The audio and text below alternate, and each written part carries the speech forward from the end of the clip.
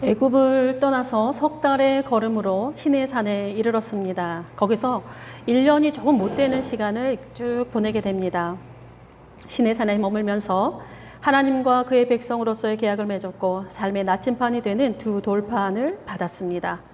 그래서 시내산을 하나님의 산이라 그렇게 부르는 것 같습니다.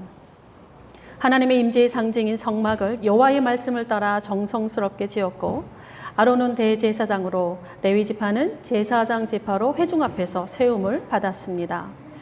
레위기의 첫 제사가 12지파의 장엄한 행렬로 이어졌고 두 번째 유월절을 지내고 나서야 다시 광야로 길을 나서게 됩니다. 그런데 이 걸음을 떼기까지 그리 쉽지 않은 시간을 보내고 있습니다. 애굽에서 나오던 날과 같이 이것도 하나의 탈출이라 이렇게 표현한다라고 한다면 이것은 두 번째 탈출이 되겠습니다. 첫 번째의 탈출보다 어쩌면 이 두 번째의 탈출기가 더 어려웠는지도 모르겠습니다. 애굽만 떠나면 다 되는 줄 알았습니다. 홍해만 떠나면 이제 꽃길만 우리에게 펼쳐질 줄 알았습니다. 그런데 아닙니다. 오히려 본격적인 탈출은 이제부터 시작되는 느낌이 듭니다.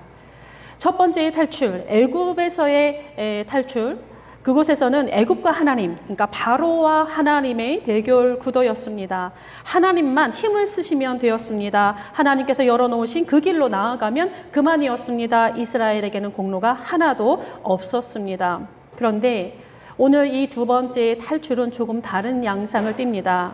하나님과 그의 백성, 하나님과 이스라엘 이렇게 대결 구도를 펼쳐지기 때문에 하나님의 시름이 더 깊어지는 그러한 장이 되겠습니다.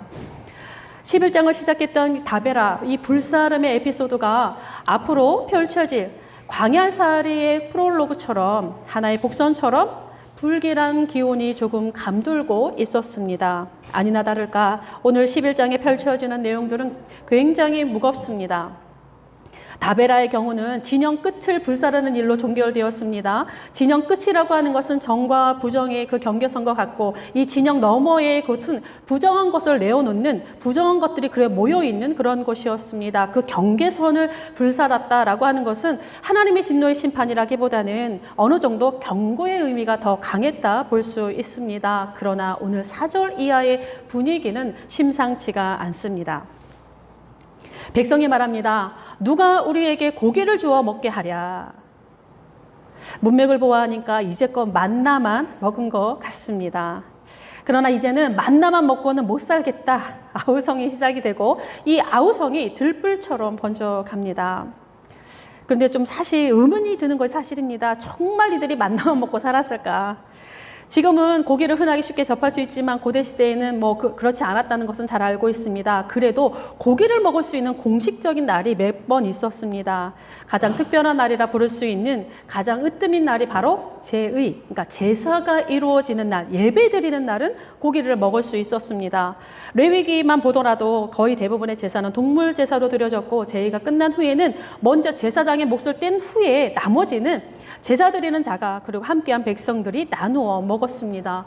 특별히 화목제의 경우에는 예배가 드려지는 그 날에 다 먹어야 됐기 때문에 싫든 좋든 웬만하면 다 나누어 주면서 먹어야 했습니다.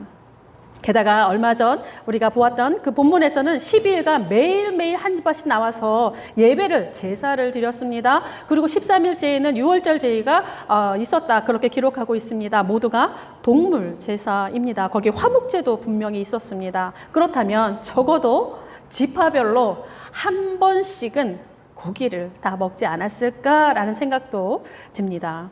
이것을 고고학적으로 이렇게 따져보는 건 아닙니다. 어쨌든 그렇습니다. 때문에 고기를 달라고 하는 지금 이스라엘의 외침은 단순히 고기를 먹겠다라고 하는 것에 그치는 것이 아니라 또 다른 차원에서의 먹고 싶음, 그 이상의 의미를 찾아볼 수 있겠다라는 생각도 듭니다. 고기를 달라는 이들의 모습은 굉장히 노골적입니다. 장막문에서 울었다 표현하고 있는데 그러니까 각각 자기 집 현관문에서 울고 있습니다. 이건 뭡니까? 내 울음소리를 들어달라라고 하는 그런 것입니다. 일반적인 모습은 아닙니다. 이렇게 할 수 있는 부류가 있습니다. 누굴까요? 어린아이들은 할 수 있겠죠. 자신이 원하는 것을 얻고자 할 때 대개 어린아이들은 시공간을 가리지 않습니다. 주로 때를 쓸 때 주로 나타나는데 그래도 역효과를 불러들일 수 있는 가능성이 크기 때문에 뭐 아이들이 이걸 아는지 모르는지는 모르겠지만 어쨌든 이게 위험 부담도 크기 때문에 자주 사용하지는 않습니다. 그런데 이 모습이 지금 이스라엘 백성들 가운데에 일어나고 있습니다. 이 울음소리를 모세가 듣습니다. 기뻐하지 않습니다. 그리고 하나님의 진노가 임했습니다. 여기서 발생하는 문제는 크게 두 가지입니다. 하나는 탐욕이요, 하나는 지도력에 대한 문제가 부상이 됩니다. 오늘 저희의 관심은 전자에 있습니다. 그래서 나머지 것들은 간단히만 짚고 넘어가겠습니다. 가장 먼저는 모세의 지도력이 위기를 맞습니다. 지도자의 길이 죽음보다 무겁다라고 모세가 고백을 합니다. 자, 지도력이란 무엇인가? 지도력이 갖는 책임에 대한 근본적인 질문을 갖게 하고 게다가 먹고 사는 문제까지 지도자가 다 해결해야 하는가? 어디까지 지도력에 의존되어야 하는가라고 하는 질문도 우리에게 남겨주고 있습니다. 동시에 이 해결하는 그런 방안들을 보면 오직 한 사람에게 집중되어 있던 이 지도력이 분산이 되면서 구조적인 안정감을 이루게 되는데 좋은 지도력이란 과연 무엇인가? 라고 하는 생각도 우리가 많은 생각에 물꼬를 많이 트여지게 합니다. 또 이야기에 흐르는 두 가지의 물줄기가 있습니다. 상당히 우리에게 묵상거리를 남겨주는데 기도에 대한 두 가지의 모습입니다. 첫 번째는 이들이 모두 다 결핍에서 시작이 됩니다. 그러니까 회중과 모세에게 각기 나름대로 경험하는 결핍이 있습니다. 회중은 자신이 먹고 사는 문제에 만족스럽지 않고 모세는 백성의 요구가 너무나 버겁습니다. 회중은 상대적인 결핍에 대해서 원망을 표출하고 모세는 백성의 문제를 다 해결할 수 없는 자신의 빈약한 지도력을 드러내고 있습니다. 회중은 오롯이 자신만을 생각하며 어린아이 떼를 쓰듯 하는데 모세는 회중을 향한 자신의 결핍에 대해서 하나님의 손에 의탁을 합니다. 자, 두 가지의 모습이 상당히 기도의 모습이 달라지고 있는데 물론 사람의 기도가 이렇게 모두 이분법적으로 갈라지지는 않습니다. 그러나 우리의 기도의 방향이 어느 쪽으로 경도되는가라고 하는 것은 우리가 한번 깊이 살펴볼 일이기도 합니다. 마지막으로 이야기 속에 섞여 사는 인종이라는 표현이 나옵니다. 출애굽 시 수많은 잡족이라는 그 단어가 나왔었는데 그들이 이게 자연스럽게 떠올려지게 되는데 문제의 발단이 여기에서 이 섞여 사는 다른 인종에게서 시작되었다 그렇게 이제 말을 합니다. 자, 근데 저희 여기서 문제 제기를 하나 하고 싶습니다. 근데 왠지 이제 이거는 개인적인 생각이기도 합니다. 이스라엘이 분리할 때마다 이런 표현을 쓴다라는 생각이 듭니다. 자신들은 무분별했는데 상황이 그렇게 되었기 때문에 그렇다. 라고 하는 왠지 남을 탓하는 모양새가 좀 느껴집니다. 그런데 죄의 공식은 그렇지 않습니다. 에서가 그 순간에 배가 너무 고파서 팥죽과 장자권을 바꿔버린 것이 아닙니다. 야곱이 우연찮게 장자권을 얻은 것도 아닙니다. 이미 에서의 마음에 장자권을 경홀히 여기는 마음이 이미 자리 잡고 있었고 또 이미 야곱의 마음에 장자권을 향한 그런 사모함이 가득가득 이렇게 차오르고 있었습니다. 이 두 마음이 적당한 때를 만나 꽃을 피운 것입니다. 그래서 평소 우리의 마음과 생각이 얼마나 중요한지 우리가 들여다볼 필요가 있고 죄는 먹이를 찾는 굶주린 사자가 되어서 우리의 틈을 공략한다라고 하는 사실을 우리가 잊지 말아야 할 것입니다.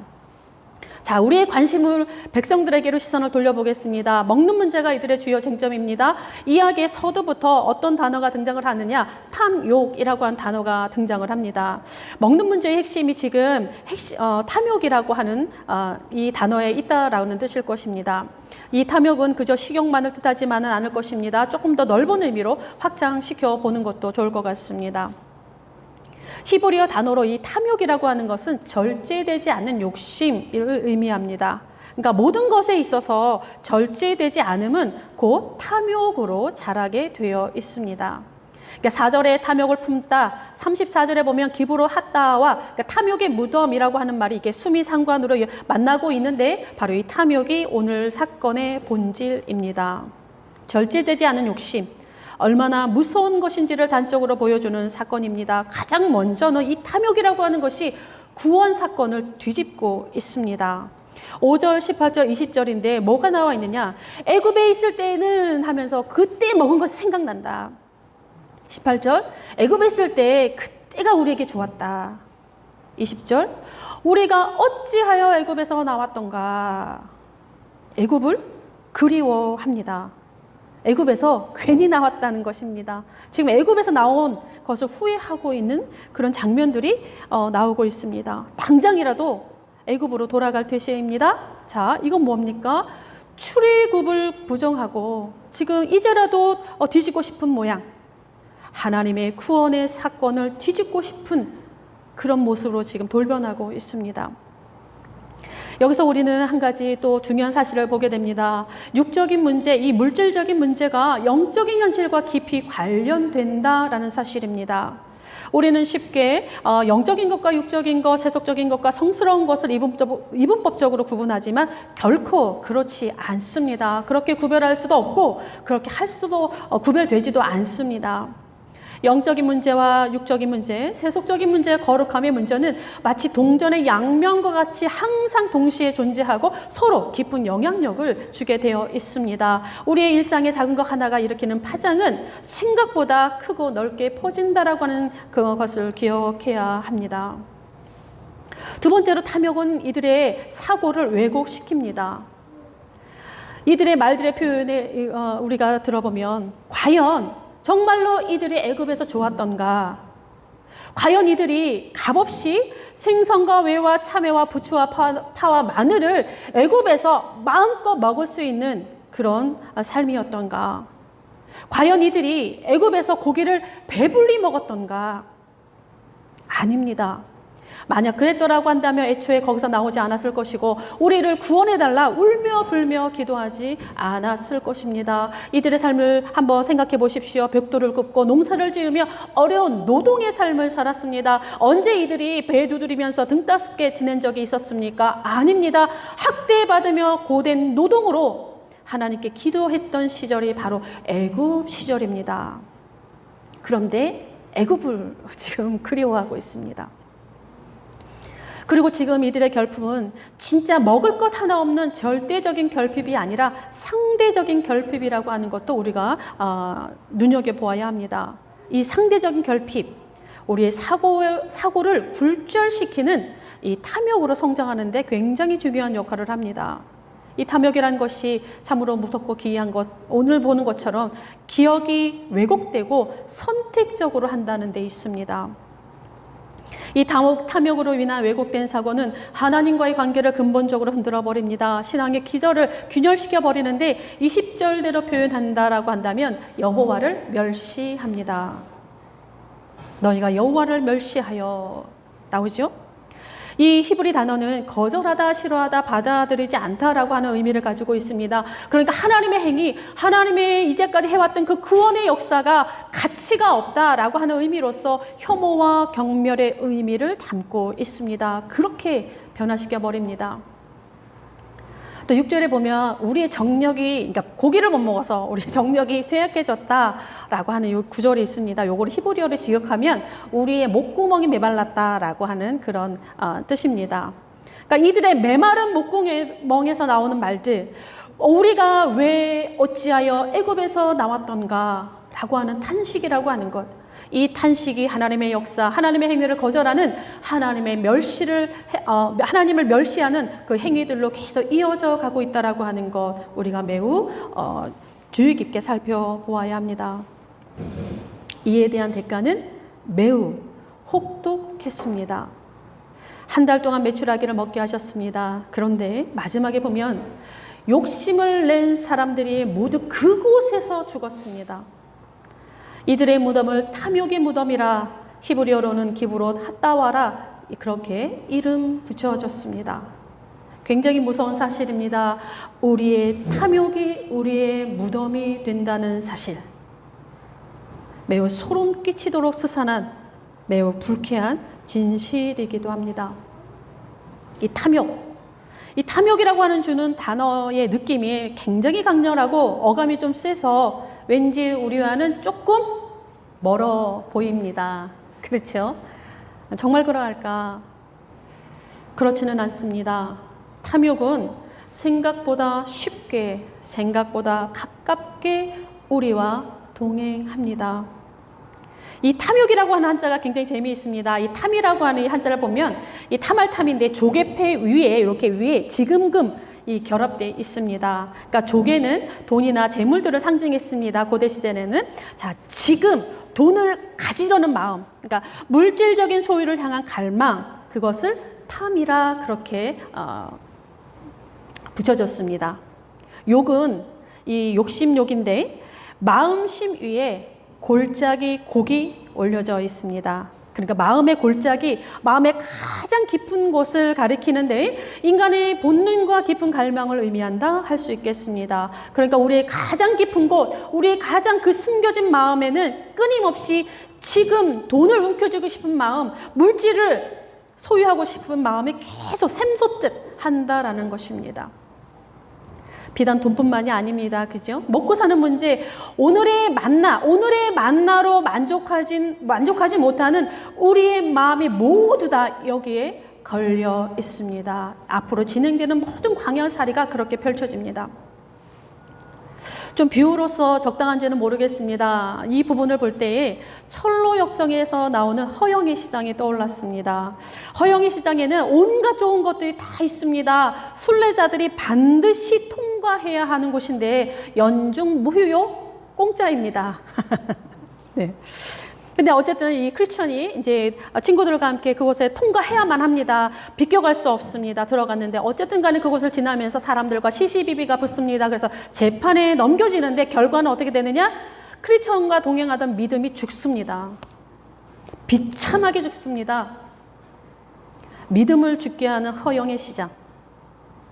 믿음이 파열되는 지점이 어디인지 우리에게 많은 시사점을 제공하고 있는데 오늘의 우리의 본문에서 탐욕의 지점에서 믿음이 파열되는 이스라엘의 모습과 많이 닮아 있다라는 사실입니다. 광야살이 만나로 살아가야 하는 곳입니다. 아침 이슬과 함께 내리는 만나, 날마다 그날 먹을 만큼만 거두어야 하는 일용할 양식, 매일의 양식을 베푸시는 여호와를 생각하고 감사하며 내일의 만나를 그의 손에서 기대하는 삶, 이것이 광야살이의 원리라고 말할 수 있습니다. 손에 잡히는 거 하나 없이 확실한 거 하나 없는 조금은 불안한 시간이 계속될 수도 있습니다. 어찌 보면 주를 따르는 길이라고 하는 것은 애굽의 생선과 오이, 그때 먹었던 참외와 부추, 파와 마늘을 먹지 못하는 삶이 될 수도 있습니다. 거대하고 화려한 문화가 주는, 도시 문화가 주는, 바벨의 문화가 주는 우리의 눈과 귀를 즐겁게 하는, 우리의 마음 저 골짜기 아래에서 그것을 충족시켜주는 세상의 좋은 것들을 맛보지 못할 수도 있습니다. 그야말로 별식도 없는, 특별한 음식도 없는 그런 길이 될지도 모릅니다. 그러나 그 길이 이스라엘이 걸어가야 되는 길이었다라고 하는 사실을 기억해야 합니다. 광야살이는 그저 여호와의 손을 바라보는, 당신의 백성을 사랑하시는 그의 손만을 기대하는 길입니다. 23절에 여호와의 손이라고 하는 표현이 나옵니다. 모세의 염려에 응답하시는 하나님의 말씀이었지만 11장 전체를 관통하는, 특별히 광야살이 전체를 아우르는 그러한 단어로 생각이 듭니다. 또한 탐욕이라고 하는 단어와 마주할 수 있는 유일한 단어, 바로 여호와의 손이라고 생각이 듭니다. 나의 욕구가 아닌 여호와의 손을 기대하는 삶, 나의 갈망이 아닌 여호와의 손을 의지하는 삶, 탐욕이 아닌 만나를 사랑하는 삶, 우리 마음의 깊은 골짜기에서 울리는 그런 욕심이 아니라 여호와의 손을 따르는 삶이 진정한 신앙의 여정이 될 것 같습니다. 그의 손에, 여호와의 손에 모든 것이 있습니다. 기도하겠습니다. 하늘에 계신 하나님, 우리가 눈을 들어 주를 향합니다. 상전의 손을 바라보는 종들의 눈같이, 여주인의 손을 바라보는 여종의 눈같이 우리의 눈이 여호와 우리 하나님을 바라보며 우리에게 은혜 베풀어 주시기를 기다립니다. 탐욕을 따르는 삶이 되지 말게 하시고 여호와의 손에 만족하는 우리의 길이 되게 하옵소서. 매일매일 주시는 만나에 만족하게 하시고 탐욕이 우리의 무덤이 되지 않도록 우리를 지켜 주옵소서. 유일한 여호와의 손이요 영원한 만나러 오시는 예수 그리스도의 이름으로 기도드립니다. 아멘.